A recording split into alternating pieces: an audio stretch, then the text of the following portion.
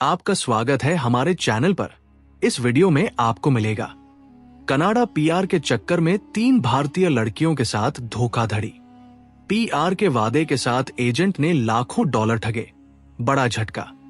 आज हम आपके सामने एक ऐसी दिल दहला देने वाली और दुखद कहानी लेकर आए हैं जिसे सुनकर आप सन्न रह जाएंगे और आपकी रूह कांप उठेगी। ये कहानी है 3 आम भारतीय लड़कियों रिया, स्नेहा और कविता की, जिन्होंने अपनी आंखों में कनाडा की धरती पर एक सुनहरे और सुरक्षित भविष्य के सपने सजाए थे। इन सपनों को हकीकत में बदलने के लिए उनके माता पिता ने अपनी पूरी जिंदगी की जमा पूंजी दांव पर लगा दी थी। घर के गहने गिरवी रख दिए थे और कई मामलों में तो अपनी पुश्तैनी जमीन तक बेच दी थी। उनके दिल में सिर्फ एक ही उम्मीद थी कि उनकी बेटियां विदेश जाकर न केवल अपना जीवन संवारेंगी बल्कि अपने परिवार की आर्थिक स्थिति को भी मजबूत करेंगी। लेकिन अफसोस, उनके ये मासूम सपने उस वक्त चकनाचूर हो गए जब वे एक बेहद शातिर और लालची इमिग्रेशन एजेंट के बुने हुए जाल में फंस गई। इस एजेंट ने उन्हें कनाडा में पक्की नागरिकता यानी पीआर दिलाने का झूठा वादा किया और उनसे लाखों डॉलर ठग लिए। जिस पैसे को उनके परिवार ने एक एक पाई जोड़कर इकट्ठा किया था, वो सब कुछ एक पल में बर्बाद हो गया। आज वो तीनों लड़कियां कनाडा के एक अनजान शहर में बेबस और लाचार होकर रह गई हैं।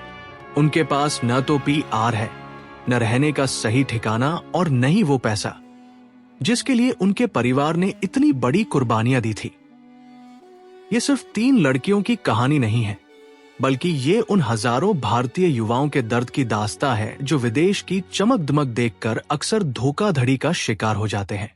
इन तीनों भारतीय लड़कियों की ये दर्दनाक यात्रा तब शुरू हुई जब उन्होंने कनाडा जाने का फैसला किया।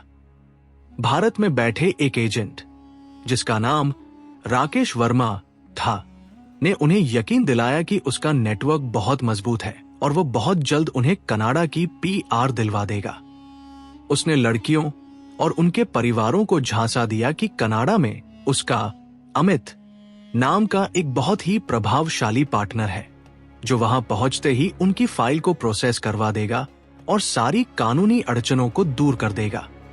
राकेश की इन मीठी और भरोसेमंद बातों में आकर रिया, स्नेहा और कविता के परिवारों ने अपनी गाढ़ी कमाई उस पर लुटा दी। उन्होंने राकेश और उसके कनाडाई साथी अमित के बैंक खातों में भारी भरकम रकम, जो कि लगभग 50,000 कनाडाई डॉलर प्रति लड़की थी, जमा करवा दी। ये रकम उनके माता पिता के खून पसीने की कमाई थी। शुरुआत में सब कुछ योजना के मुताबिक चलता हुआ लग रहा था। कनाडा पहुंचने पर अमित ने उनसे मुलाकात की, उन्हें शुरुआती तौर पर कुछ काम दिलाने का नाटक भी किया और भरोसा दिलाया कि पीआर की फाइल सरकारी दफ्तर में जमा हो चुकी है। लड़कियों को लगा कि उनकी किस्मत चमकने वाली है, लेकिन उन्हें अंदाजा नहीं था कि जिस रास्ते पर वे चल रही हैं, वो उन्हें एक अंधेरी खाई की ओर ले जा रहा है, जहां से वापस आना नामुमकिन सा लगने वाला था। जैसे जैसे समय बीतता गया, इन लड़कियों की उम्मीदें निराशा में बदलने लगी। 1 साल बीत गया, फिर दूसरा साल भी निकल गया, लेकिन पीआर का कोई अतापता नहीं था। जब भी लड़कियां अमित से अपने केस के स्टेटस के बारे में पूछती तो उसका रवैया बदलने लगा। पहले जो शख्स बड़े प्यार से बात करता था, अब वो चिड़चिड़ा हो गया था। वो कभी फोन नहीं उठाता तो कभी तरह तरह के बहाने बनाकर बात टाल देता। कभी वो कहता कि इमिग्रेशन विभाग में हड़ताल है, तो कभी कहता कि नियमों में बदलाव हो गया है। धीरे धीरे लड़कियों को ये एहसास होने लगा कि कुछ बहुत गलत हो रहा है। उनके पास न तो पक्के कागजात थे और न ही उनके पैसे सुरक्षित थे। घर से भी दबाव बढ़ने लगा था क्योंकि कर्ज देने वाले लोग तकादा कर रहे थे। स्नेहा की मां को जब अपनी बेटी की इस हालत का पता चला तो सदमे से उनकी तबीयत बिगड़ गई। यह खबर लड़कियों के लिए किसी वज्रपात से कम नहीं थी। वे कनाडा जैसे महंगे देश में बिना किसी सहारे के, बिना पैसों के और बिना कानूनी स्थिति के फंस चुकी थी। हर गुजरता दिन उनके लिए एक नई मुसीबत लेकर आ रहा था और मानसिक तनाव इतना बढ़ चुका था कि वे डिप्रेशन का शिकार होने लगी थी। उन्हें समझ नहीं आ रहा था कि वे पुलिस के पास जाएं या खामोश रहें, क्योंकि वे एक अनजान देश में थी। इस पूरी धोखाधड़ी का सबसे खौफनाक सच तब सामने आया जब इन तीनों लड़कियों ने हिम्मत जुटाकर एक स्थानीय भारतीय वकील और सामाजिक संस्था से संपर्क किया। जब वकील ने उनके दस्तावेजों की जांच की तो जो सच्चाई सामने आई उसने उनके पैरों तले जमीन खिसका दी। पता चला कि जिस PR फाइल के जमा होने का वे 2 साल से इंतजार कर रही थी, वो कभी जमा ही नहीं की गई थी। एजेंटों ने उन्हें जो रसीदें और फाइल नंबर दिए थे वे पूरी तरह से फर्जी थे। उन्होंने सिर्फ कागजी कार्रवाई का नाटक किया था ताकि वे लड़कियों से मोटी रकम वसूल सके।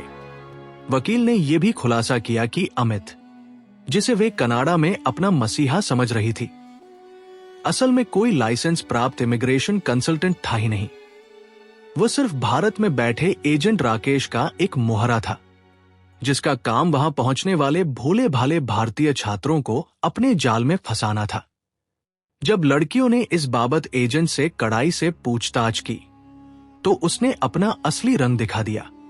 उसने उन्हें धमकाना शुरू कर दिया कि अगर उन्होंने पुलिस में शिकायत की या किसी को बताया तो वो उनके वर्क परमिट रद्द करवा देगा और उन्हें भारत डिपोर्ट करवा देगा। ये ब्लैकमेलिंग का खेल उनके मानसिक शोषण की पराकाष्ठा थी, जिसने उन्हें अंदर से तोड़कर रख दिया। इस पूरी घटना का निष्कर्ष और हमारे दर्शकों के लिए सबसे महत्वपूर्ण सबक यही है कि विदेश जाने के सपने देखना गलत नहीं है, लेकिन उन सपनों को पूरा करने के लिए शॉर्टकट अपनाना आपकी जिंदगी बर्बाद कर सकता है। इन 3 भारतीय लड़कियों की कहानी हमें सिखाती है कि किसी भी एजेंट पर आंख मूंद कर भरोसा न करें। सबसे पहले और सबसे जरूरी बात यह है कि कनाडा के लिए काम करने वाले किसी भी इमिग्रेशन कंसल्टेंट का लाइसेंस नंबर जरूर चेक करें। कनाडा में केवल CICC, college of immigration and citizenship consultants से मान्यता प्राप्त एजेंट ही कानूनी तौर पर काम कर सकते हैं। आप उनकी वेबसाइट पर जाकर एजेंट का नाम और लाइसेंस वेरीफाई कर सकते हैं। दूसरी बात, कभी भी सारी रकम नकद या एडवांस में न दें और हर लेनदेन का पक्का सबूत अपने पास रखें। अगर कोई आपको ये लालच देता है कि वह गारंटी के साथ PR दिलवा देगा, तो समझ जाइए कि वह आपको ठगने की कोशिश कर रहा है, क्योंकि इमिग्रेशन का फैसला सरकार के हाथ में होता है, एजेंट के हाथ में नहीं। याद रखें, सावधानी ही बचाव है। अपने और अपने परिवार की मेहनत की कमाई को ऐसे ठगों के हवाले न करें। जागरूक बने, सवाल पूछें और सही कानूनी रास्ते का ही चुनाव करें। इन लड़कियों ने अब अपनी आवाज उठाई है ताकि कोई और भारतीय इस दलदल में न फंसे। अगर आपको ये वीडियो अच्छी लगी तो कृपया हमारे चैनल को सब्सक्राइब और वीडियो को लाइक जरूर कर लें। धन्यवाद।